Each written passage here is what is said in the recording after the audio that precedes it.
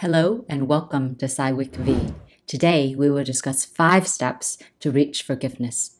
In our previous episode, we talk about 7 things you need to know about forgiveness. So if you haven't already, we recommend you watch that episode for context. Now, let's go.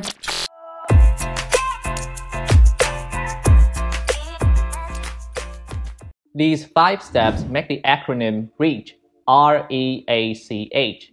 Recall the hurt, empathize, give the altruistic gift of forgiveness, commit publicly to forgiveness, and hold on to forgiveness. They are from the lifelong research of Dr. Worthington. He spent all his career studying forgiveness and how to help people reach forgiveness. Before diving into the 5 steps of forgiveness, we have to understand 5 steps to unforgiveness. Step 1, the transgression. 2, our perception of the transgression. 3, the hot emotions follow the perception that we were wrong. 4, rumination. This is when we replay the event with anger and hatred. And 5, unforgiveness itself. You see, there's nothing wrong with being upset at a wrongful behavior. The problem is hateful rumination, because it is what causes unforgiveness. So the goal of REACH is to replace hateful rumination with empathy and compassion. Keep that in mind as we go through these steps. The R is for recall the hurt. In order to forgive the hurt, you need to acknowledge what happened and how your feelings were affected. This includes recalling the event and the emotions you felt during that event. Rushing to forgiveness without first acknowledging what kind of damage and what hurt you experienced only produce some shallow and short-term forgiveness. So this first step can be a very emotional process as you put yourself in the event again. We recommend recalling the hurt with a friend who you trust. Now, if you experience flashbacks or overwhelming experience associated with the event, you may consider seeing a mental health professional. Step 2, empathize. Put yourself in their shoes. Allows you to understand where someone is coming from. And as a result, that helps you replace negative emotions like bitterness and hostility with positive emotions such as empathy and compassion. A helpful way is to tell the story from that person's perspective who hurt you, thinking about what he or she might have felt or thought, what their motive might have been, and what led to their actions. You can write it down or you can record it, voice record. Now remember, although there are evil people out there, most people, most of the time, hurt other people out of fear and ignorance. That includes you and me. Empathy means that you are trying to understand that person's perspective. It doesn't mean that we are making what they did wrong right.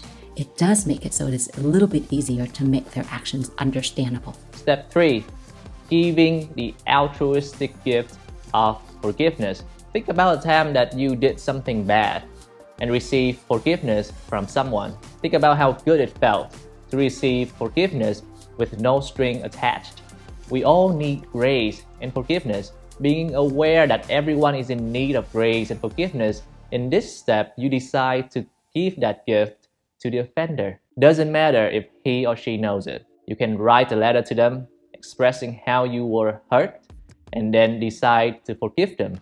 Afterward, you can burn the letter as a symbol of letting go. You don't have to read the letter to the offender or send it to them.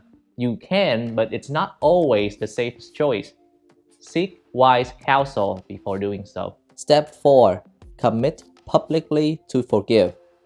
Research shows that when you tell other people that you have forgiven someone, you are more likely to hold on to forgiveness.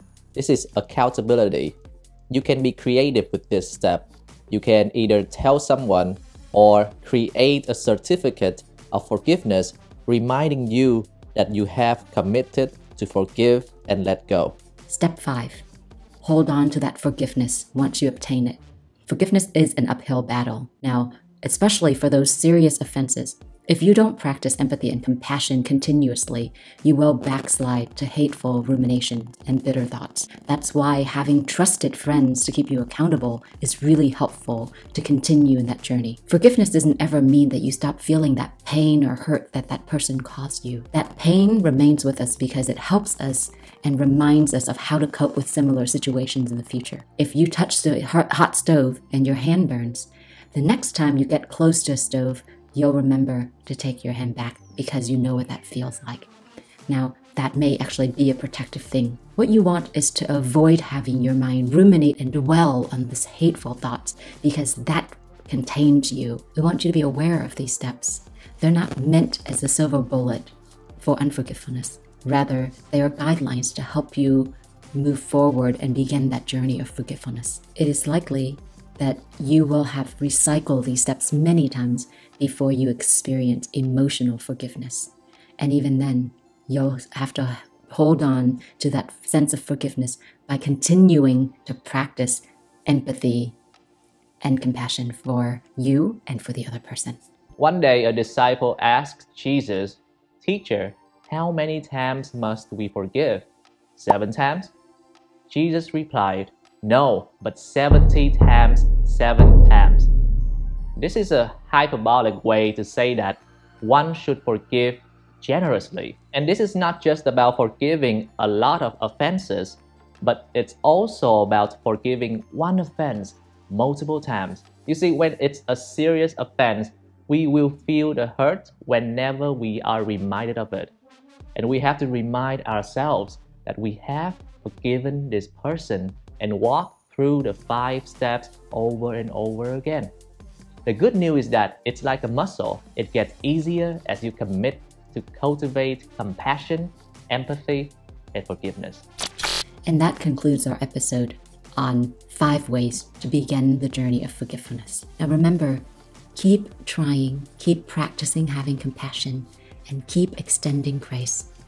We hope that the content we presented in this video had been beneficial to you. If you liked what we presented, give us a thumbs up. We'd appreciate it if you subscribe to our channel, and we look forward to seeing you soon.